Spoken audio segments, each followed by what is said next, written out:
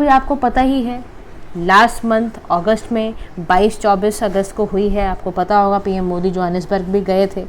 तो 15 थी, याद रखना 15 ब्रिक्स समिट थी, first in person meeting since 2019 ऐसा देखने को मिला है, क्योंकि बीच में कोविड आ गया था, आपको पता ही है। इस बार की जो साउथ अफ्रीका में क्योंकि ये हुआ है, तो साउथ अफ्रीका ने इस बार की जो थीम यहाँ पर निकाली है वो क्या है, BRICS and Africa partnership for mutually accelerated growth, sustainable development and inclusive multilateralism. तो ये इतनी बड़ी है इसलिए याद रखना।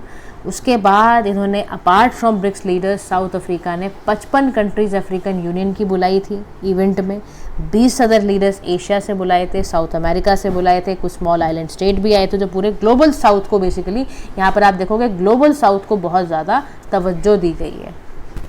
ठीक है, उसके बाद आप चलो ब्रिक्स के बारे में जानोगे तो ब्रिक्स का डायलॉग कब से स्टार्ट हुआ, 2006 में हो गया था, लेकिन पहले ब्रिक्स नहीं था, पहले ब्रिक ही था। साउथ अफ्रीका बाद में 2010 में कनेक्ट हुआ हमारे साथ। अच्छा, रिप्रेजेंट यहाँ पे करता है 41% आपका ग्लोबल पॉपुलेशन है, ग्लोबल जीडीपी 24% है, ग्लोबल ट्रेड 16% है, कई मेंबर्स कंट्रीज भी हैं इसका पार्ट है। इसका आउटकम क्या निकला, यहाँ पर आप ज़रा गौर फरमाना। सबसे बड़ी बात, एक्सपेंशन होने जा रही है ब्रिक्स की।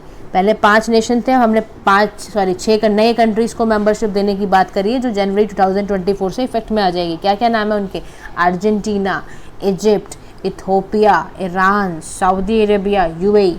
ये 6 कंट्रीज़ को भी हम कह रहे हैं कि हमारे पास आप आओ और इस मेंबरशिप से कनेक्ट हो। अच्छा, इस जोहानिसबर्ग सेकंड डिक्लेरेशन के अंदर कई पॉइंट्स उठाए गए, ग्लोबल इकोनॉमिक है ना, पॉलिटिकल, फाइनेंशियल मैटर्स के।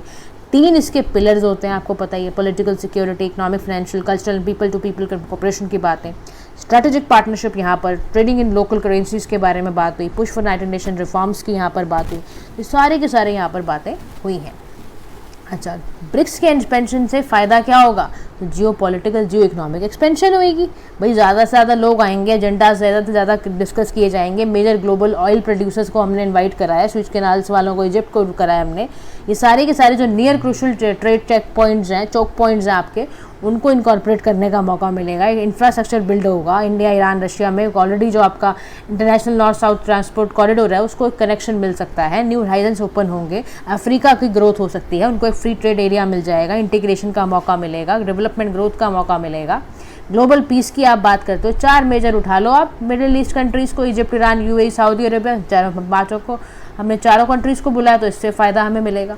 तो ये सारे फ़ायदे। अब नेक्स्ट इस चैलेंज क्या है, इस एक्सपेंशन से चैलेंज ये है कि ओरिजिनल पर्पस डाइल्यूट हो जाएगा। ओरिजिनल पर्पस पता है क्या था, specially China seen as dominant position को अगर देखा जाए तो it is believe that many of the expansion of BRICS is a political move एक तरह से। ठीक है, तो advance China is vision of international order, ऐसा भी माना जाता है। इंडिया का बैलेंसिंग इंटरेस्ट है इसमें। जियो पॉलिटिकल डायमेंशंस अगर आप और देखोगे तो देखो सार्क बिल्कुल ही ख़त्म हो गया, बिकॉज हमारा इंडिया पाकिस्तान के इतने रिलेशंस ख़राब होने की वजह से। नील रिवर में इतने डिस्प्यूट है कि इथोपिया आपस में बात नहीं करते। फिर ये सारे जो इश्यूज़ को हम कवर कैसे कर सकते हैं, जो पॉलिटिकल डायमेंशंस में ये प्रॉब्लम हमारे एरियाज़ हैं, कोई क्लियर हमारा मेंबरशिप क्राइटेरिया नहीं है ब्रिक्स में आने का, डिफ़िकल्टी है इंट्रा ब्रिक्स ट्रेड करने में, फिर क्या करोगे उसके लिए आप। पुश टू मिनीलेटरलिज्म का पुश है, यानी कि ना एक नया डिप्लोमेटिक इन्गेजमेंट है जहाँ पर आप small size coalition like minded states को लेकर आ रहे हो।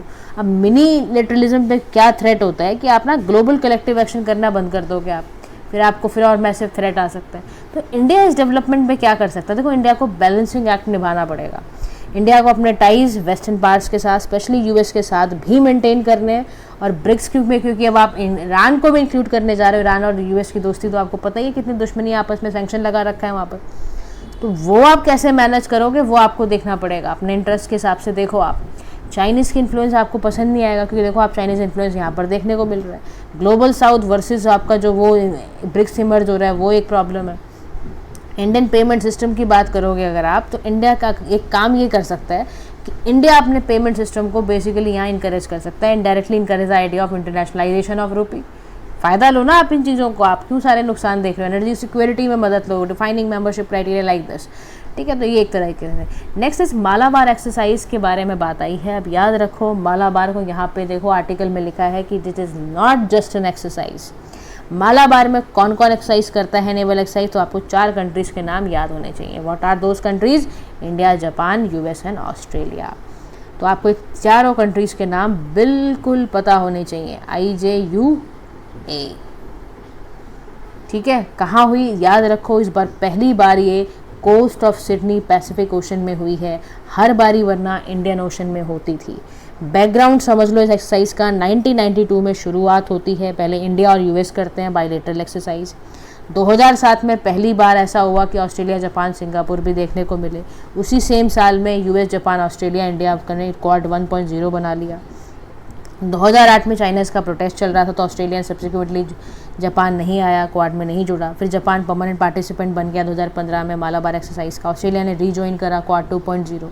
ठीक है, तो जो राइजिंग फैक्टर था देखो, क्वाड ने काफ़ी उसमें मदद भी करी। तो इन डिकेड 2007 चाइना का जो डोमिनेंस था ना लैंड पे बहुत बढ़ रहा था, मैरीटाइम डिस्प्यूट पे बढ़ रहा था, तो कुछ तो करना था। बिकॉज ये वन रोड वन बेल्ट वाला जो one belt one road OBOR program है उसको हमें करना, डेट ट्रैप पॉलिसी को, जो इनका डेट ट्रैप डिप्लोमेसी उसको भी हमें बेसिकली काउंटर करना था। तो उसी से बना है। देखो पैदाइश कैसे हुई, क्वाड कैसे पैदा हुआ। क्वाड इसीलिए पैदा हो रहा है क्योंकि चाइना का डोमिनेंस जो है लैंड पे, मैरीटाइम डिस्प्यूट बहुत बढ़ रहा था, और इसके दो जो प्रोग्राम थे OBOR और डेट ट्रैप डिप्लोमेसी, इसकी वजह से ही क्वाड पैदा हुआ। अब जियोपॉलिटिकल इंपॉर्टेंस क्या है मालाबार एक्सरसाइज के, कनेक्टेड इवेंट जो भी है। स्ट्रेटेजिक कन्वर्जेंस की अगर आप बात करोगे तो shifting exercise from Malabar coast to the bay of Bengal और alternating between the latter and western Pacific region जो है, इसमें आपका स्ट्रेटेजिक कन्वर्जेंस है, वो एक मैटर है। बैलेंस ऑफ पावर की एक बात है। इस एक्सरसाइज से क्या होगा, आपका टिल्ट जो है वो बैलेंस ऑफ पावर की तरफ बढ़ेगा towards the larger Pacific regions. ठीक है, उसके साथ साथ आपका ना देखो ग्लोबल कॉमन्स को भी आपको सुधारना है, रूल्स बेस्ड इंटरनेशनल ऑर्डर लेकर आना है, आपको ट्रस्ट एंड मिलिट्री कोऑपरेशन बढ़ाना है। जो सारे के सारे फायदे हैं इस एक्सरसाइज को करने का। इंडिया को क्या फ़ायदा, तो इंडिया को स्ट्रॉन्ग मैरीटाइम ऑर्डर मिलेगा भाई देखने को, हमारी नेवल पावर और अच्छी प्रोजेक्ट होंगी, हम सी कंट्रोल कर सकते हैं, सी जहाँ जहाँ डिनाइल भी ऐसा कुछ देखने को मिल सकता है। इससे फर्दर आपकी कैपेबिलिटी बढ़ेगी, नेविगेशन रूट्स आपके बनेंगे, आप कमर्शियल ट्रैफिक को आप उसको कंट्रोल करोगे, चोक पॉइंट्स पर आप ध्यान रखोगे, नेशनल मिलिट्री कैपेबिलिटीज़ आपकी बढ़ेगी। फिर आपका इंडिया का जो सागर पॉलिसी है, what do you mean by SAGAR, SAGAR mean security and growth for all in the region, उसको आपको हेल्प मिलेगी, इन्फॉर्मेशन शेयरिंग होगी आपके डिजास्टर्स के बीच में, क्या है क्या सीन है। तो इकोनॉमिक सिग्निफिकेंस, तो इंडिया का जो ग्रो है ना, इकोनॉमी भी ग्रो कर रही है, मैरीटाइम इंटरेस्ट की वजह से ही कर रही है। तो Japan and USA bring to the table considerable capital and economic support. तो मालाबार जो एक्सरसाइज है वो अल्टीमेटली क्या करेगी, वो अल्टीमेटली इंडिया के मैरीटाइम सिक्योरिटी कंसर्न्स को फुलफिल करेगी। And the next is global value chains.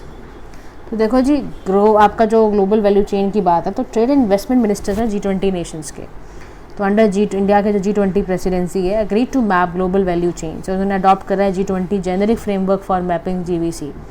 अब ध्यान रखो ग्लोबल वैल्यू चेन के बारे में, इसमें इंट्रिकेट प्रोडक्शन है that are fragmented across multiple firms हैं, कंट्रीज हैं।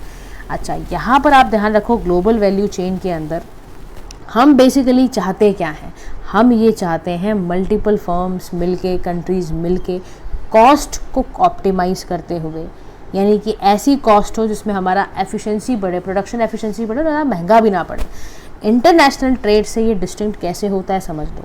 देखो जो ट्रेडिशनल इंटरनेशनल ट्रेड होते थे उसमें ट्रांजैक्शन दो कंट्रीज़ के बीच में होती थी, एक्सपोर्ट करा इंपोर्ट करा छुट्टी। GVC में ऐसा नहीं है दोस्तों, ये मल्टीपल टाइम्स की ट्रेडिंग करने वाली बात है। यहाँ के जो पार्टिसिपेंट होते हैं वो बैकवर्ड में, फॉरवर्ड लिंकेजेस में होते हैं। बैकवर्ड GVC पार्टिसिपेशन का मतलब ये है कि कंट्री अपने इनपुट यूज़ करेगी from another country for domestic production, और फॉरवर्ड का मतलब है कि कंट्री अपने सप्लाई करेगी input that are use for production in another country. ध्यान रखना मेरी इस बात को आप। तो करंट जो GVC डिस्ट्रीब्यूशन है उसमें कई बहुत फ्यू कंट्रीज़ हैं, एशिया, यूरोप है, नॉर्थ अमेरिका है ना, ये सब ने करा है। यूरोप एक बहुत अच्छा रीजनली इंटीग्रेटेड रीजन है जहाँ 4 टाइम्स आप इसको बढ़ा सकते हो। साउथ एशिया है, मिडल ईस्ट है, यहाँ पे बहुत कम है, लीस्ट रीजनली इंटीग्रेटेड रीजन्स हैं। तो सिग्निफिकेंस इसका फ़ायदा ये होगा गाइस, इससे इकोनॉमिक ग्रोथ पूरी ग्लोबल इकोनॉमी की बढ़ेगी। कंट्रीज़ को जो चैलेंजेस देखने पड़ते हैं वैल्यू चेंज में वो सब खत्म होंगे, इकोनॉमीज ऑफ स्केल बढ़ेगा, इन्वायरमेंट का ध्यान रखते हुए काम करोगे, टेक्नोलॉजी का ट्रांसफर होगा, तो ये सब फ़ायदे हैं आपके ग्लोबल वैल्यू चेंज के। अब रिस्क एंड चैलेंजेस क्या है, देखो रिस्क एंड चैलेंजेस पार्टिसिपेशन में ये आएगा कि इकोनॉमिक गैप्स की प्रॉब्लम है ना। सपोज करो आप मान लो एक डेवलपिंग कंट्री पार्टिसिपेट कर रही है एक डेवलप नेशन से, तो आप लगा लो कैसे, तो वो क्या इनपुट एक्सचेंज करोगे, कितने पैसे में करोगे आप, एक इकोनॉमिक गैप की दिक्कत है। फिर राइज ऑफ एक्सटर्नल शॉक्स की बड़ी दिक्कत है, लोकल इकोनॉमी का एक्सपोजर तो बढ़ेगा मान लिया, लेकिन एबिलिटी की एक्सटर्नल शॉक ना हो, उससे कैसे कोप अप करोगे आप। इन्फ्लेशन का लिंक है, कैसे उसको झेलोगे आप। गैप्स हैं कुछ जीबीसी पार्टिसिपेशन में, डेवलप्ड एंड डेवलपिंग कंट्रीज़ के बीच का एक बहुत गैप है, इसको कैसे फुलफिल करोगे आप? एमएसएमई को चैलेंज झेलना पड़ेगा, उनको कैसे वो उतना क्वालिटी मीट कर पाएंगे और कैसे वो कम्पीट कर पाएंगे लोकल मार्केट से, ये एक बड़ा फैसला है। तो what should be done, like what should be the strategy for participation in GBC? सबसे पहले ट्रस्ट बिल्ड करो आप आपस में, आपका ऐसे ट्रस्ट हो कि आप सप्लाई चेन ट्रस्ट हो, क्वालिटी इंफ्रास्ट्रक्चर हो, इनकरेज हो आपका इंटरऑपरेबिलिटी, आपकी प्रोटोकॉल इस तरह के हों कि जिससे कि सप्लाई चेन बहुत अच्छे से ऑपरेट हो रही हो, बेस्ट प्रैक्टिसेस सेफ्टी के मामले में, क्वालिटी के मामले में, एफिशिएंसी के मामले में, mapping vulnerability, it is crucial to identify the hidden vulnerability क्या है उसकी। फॉर एग्जाम्पल के तौर पर अगर कोई कैपेबिलिटी लोकल इंडस्ट्रीज़ की आप डेवलप कर रहे हो, प्रोडक्शन आप परफॉर्मेंस लिंक्स इंसेंटिव लगा के, तो उसको चेक करो कि सही मायने में हो भी रहा है या नहीं हो रहा। क्लियर लीगल फ्रेमवर्क होना चाहिए, है ना। जैसे आप स्ट्रेंथन करो अपने आईपीआर राइट्स, स्टैंडर्ड रिजीम्स को अपने ठीक करो, प्रमोट करो अपने इंफ्रास्ट्रक्चर को, इन्वेस्टमेंट्स करो, तो ये सारे काम आपको करने पड़ेंगे गाइस, ठीक है। अब हम सीधा चलते हैं, देखो न्यूज़ इन शॉर्ट्स में देख लो कौन कौन से इंपॉर्टेंट हैं। तो सबसे देखो पनामा कैनाल है, पनामा कैनाल में आपका शिपिंग डिस्ट्रप्शन देखने को मिला है क्योंकि ड्रॉट बहुत ज़बरदस्त था यहाँ पर। कंस्ट्रक्टिंग वाटरवे है जो आपको दो ओशंस को कनेक्ट करता है पनामा कैनाल, कौन कौन से? अटलांटिक एंड पैसिफिक ओशन को। यहाँ पर शिप में अवॉइड करता है लेंथी एंड कोई हैजार्डस ऐसा कोई वॉयज ना आ जाए। पनामा कैनाल 2000 पोर्ट्स को कनेक्ट करता है, 170 कंट्रीज़ को कनेक्ट करता है, एक isthmus connecting basically north south Africa को कनेक्ट करता है ये पनामा कैनाल। तो एस्थमस क्या होता है? नैरो स्ट्रिप है जो दो लैंड मासेस को कनेक्ट करती है, जैसे आपका स्विच कैनाल है वो एस्थमस ऑफ स्विच है, ठीक है। तो they are different from strait, strait से डिफरेंट होते हैं क्योंकि जो स्ट्रेट होता है वो नैरो वाटर वे होता है, ये वाली दो लार्जर वाटर बॉडीज़ को कनेक्ट करता है, तो वो पनामा कैनाल है सारे का, एस्थमस बेसिकली। अच्छा, इसके बाद सुलेना को चैनल है, ये डिस्ट्रीब्यूटरी है डेन्यूब रिवर की जो आपके यूक्रेन पोर्ट्स को रिवर ऑफ ब्लैक सी के साथ कनेक्ट करते हैं, सुलीना चैनल, ठीक है। चिलिया है, सुलीना है, सेंट जॉर्ज है, मेजर चैनल है डेन्यूब डेल्टा के। सुलीना चैनल ऑनली बहुत डीप है, वाइड है फ्रेट ट्रांसपोर्ट के लिए, कम्प्लीटली विद इन रोमानिया आता है ये, जो आपका नाटो का मेंबर है, ठीक है। उसके बाद स्पिरिट जो आपका कैंप डेविड है, तो लीडर्स ऑफ यूएस हैं, जापान है, साउथ कोरिया है, इन्होंने एक टाइटल बनाया स्पिरिट ऑफ कैंप डेविड, ठीक है, ताकि थ्रेट्स को जानने को नॉर्थ कोरिया के साथ जानने के लिए करा है। 70 years of coup in Iran, तो 953 में ऑर्केस्ट्रेटेड हुआ था ये कूप, ईरान प्राइम मिनिस्टर। तो coup was driven by American figure के चक्कर में ही है ना, सोवियत यूनियन पे टिल्ट था इनका, loss of Iran crude road चला गया था, तो backed up by the leading शहीद clergy and broad Shah Mohammad Reza Pahlavi जो आपके शिया रूलर हैं, उन्होंने फ्यूज़ किया था 1979 में, इस्लामिक रिवोल्यूशन चलता आ रहा है, ठीक है। इसके अलावा गाइस या B20 आपको पता ही है, इस बार की थीम याद रखना, बिजनेस 20 की थीम इस बार थी गाइस रेज, बेसिकली रेज मतलब responsible, accelerative, innovative, sustainable and equitable businesses. तो ऑफिशियल डायलॉग्स हुए इसमें, पॉलिसी मेकर्स, वर्ल्ड लीडर्स मिलकर काफ़ी इसमें उन्होंने डिस्कस किया रिलेटेड टू बिजनेस बेसिकली, ठीक है, बिजनेस की recovery and all these things. So guys your international relations has been covered now. From tomorrow we are going to start about the economy section. Economy section हम guys कल करेंगे, तो आज के लिए गाइस इतना ही, ठीक है। Thank you so much for listening, do like share subscribe to BM Pathshala. If you have any doubt related to any of the article please let us know in the comment section. Thank you so much.